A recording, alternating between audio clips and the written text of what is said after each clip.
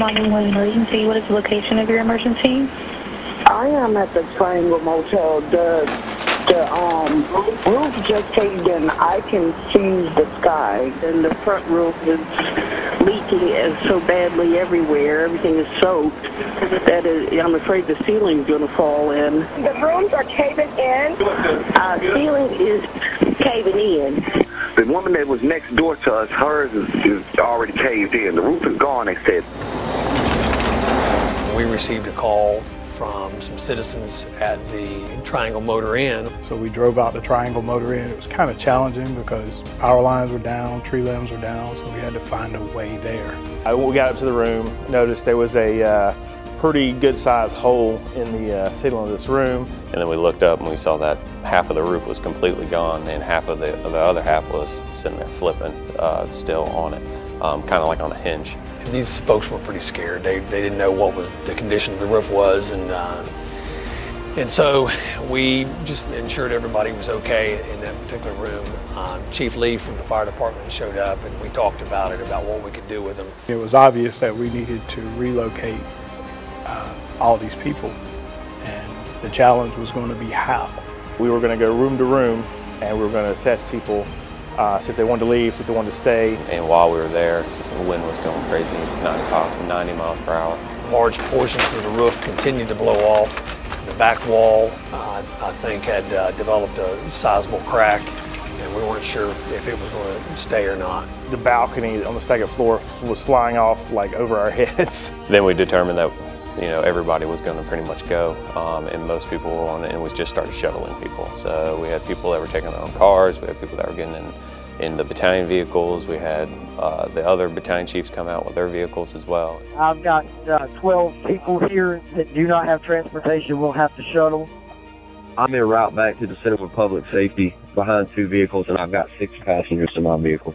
We have one gentleman up here that does want to come now, that the roof was starting to come up more. He has a dog, no kennel. So this went on for a couple or 3 hours that we were out there. As we were searching through rooms, ceilings are blowing off, part of them are blowing off, part of them are collapsing in. Some people don't want to leave their belongings and everything they have there. It's a pretty intense situation.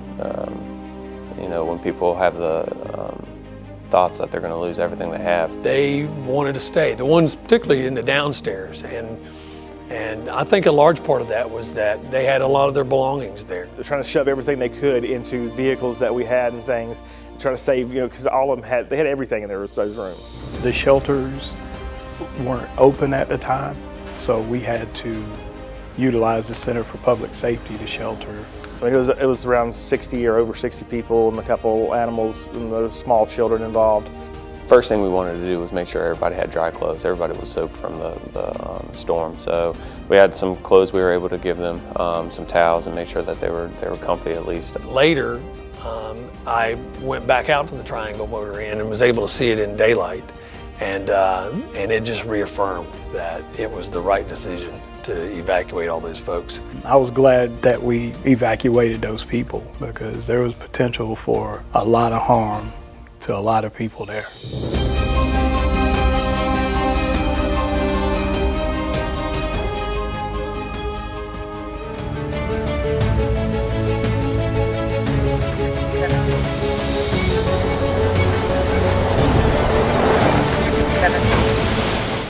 Jacksonville, this is Rescue Team 4, 2 personnel and a facilities maintenance vehicle headed to 210 Julia Court to assist 2 personnel in a home. Copy.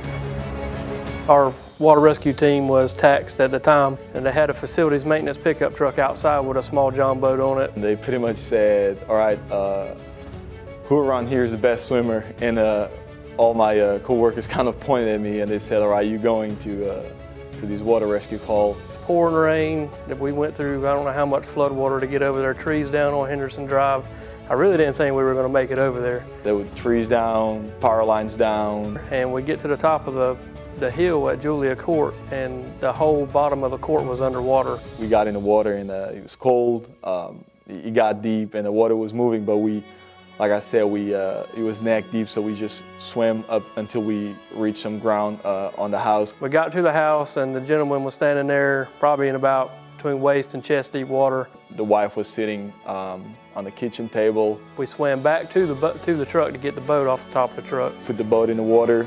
I went on the front, Cook went on the back. Had to swim the boat to the house, and we got him and his wife and a couple of dogs loaded up in the boat. The current of the water was kind of like increasing, so we wanted to be safe and, you know, make a successful rescue. And so Gustavo had the rope with the boat, and he was up front and I was in the back. We were able to bring him back and load him in the truck. It was kind of cramped because it was a single cab truck, so we had I had his wife, I had him in the truck with the dogs, and Gustavo ended up having to ride in the back of the truck back to the station, pouring rain. I'm a trainee, so I'm learning as I go, and I'm learning everything. I'm getting all my certs, but a call like this, you know, it just gives me a lot of experience. They were very thankful. We were able to get them there pretty safe, and they were asking me questions all the way back to the station, you know, what was going to happen, and I told them, I said, well, we're going to have you a warm place and some dry clothes. I said, that's about what I know right now. I said, we got plenty to eat and we'll take care of you. Going on a call like this and being able to do it it's what we signed up for. We want to help, we want to serve the community.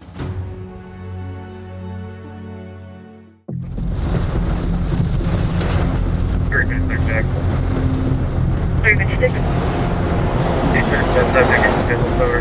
the bill or just dead in the water, and the motor must got wet. It's up to the bottom of the box truck, the very bottom of the truck, maybe where the steps at.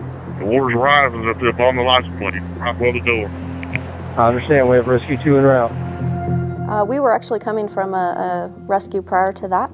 So we came in, we got the information that we had people that were trapped. Squad 2 advised our EOC and Jacksonville dispatch that the ambulance had stalled in rising flood waters on Gum Branch and Plaza Drive. We were having heavy rain conditions at the time and wind, and the roads were flooded all over the place. At that time, the flood waters were up to the patient compartment on the ambulance. We were on a dump truck, and we had a boat in the back, and we helped get the boat off, all of us, and then Captain Sandquist and I think we grabbed some rope, and then we proceeded out there to assess the situation. Due to the patient needing continuous medical care, it was decided to tow the ambulance out of the floodwaters rather than evacuating it. Captain Strong and Captain Kistner ended up tying up the back bumper, and we attached it to the tow hooks on engine 2. Alonzo County dispatched another ambulance so we could transfer the patient to that ambulance and they could finish the transport to the hospital. I was glad that I've had a lot of water rescue training and that was working with people that were also skilled. That was very helpful.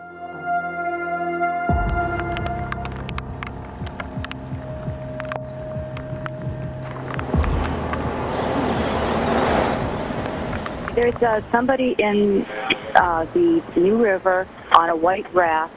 It turned over. There were 2 people in the raft. One guy got back on the raft and got to shore. I was just notified that there is a report of a boat capsized with 1 person on it by the Sewell Bridge. We were at Station 1 when the call came in. We were dispatched for a dinghy and a raft that had overturned. Boat 2 was launched at Burton Place in the backyard of somebody's residence. And they advised that there was 2 subjects in the water that they saw it capsize, and they didn't know where they went from there. We searched the area. When we canvassed the area, we were unable to find anything initially. They found the raft, but there was no one in the water near it, so we weren't sure if there were still people in the water or if they had made it to safety or not. Then we saw a bystander that was on the Sewell Bridge waving out towards the base area. Meanwhile, we were launching Boat 1 to get another boat in the water to help look for the victims, and a civilian vessel was in the water. One of our rescuers from Boat 2 jumped in the civilian vessel that was also out there trying to search. They both started searching for the victim. They located him and got him into the civilian vessel. It was approximately 400 yards past the Sewell Bridge where we located a gentleman who was holding on to the vessel that had capsized. Boat 1 and Boat 2 continued searching for the second victim because we weren't sure if the second victim was safe or not. There was a lot of waves that were coming in over our boat. We were on Boat 2, which is our smaller vessel. Not only are you hoping that they can swim and that they're still afloat, but you're also thinking about future recovery phases if you had to really go in the water. As we were starting to search, the operator of the civilian vessel actually said, I was the other victim that was in the water. So he was safe as well. It was a positive outcome overall.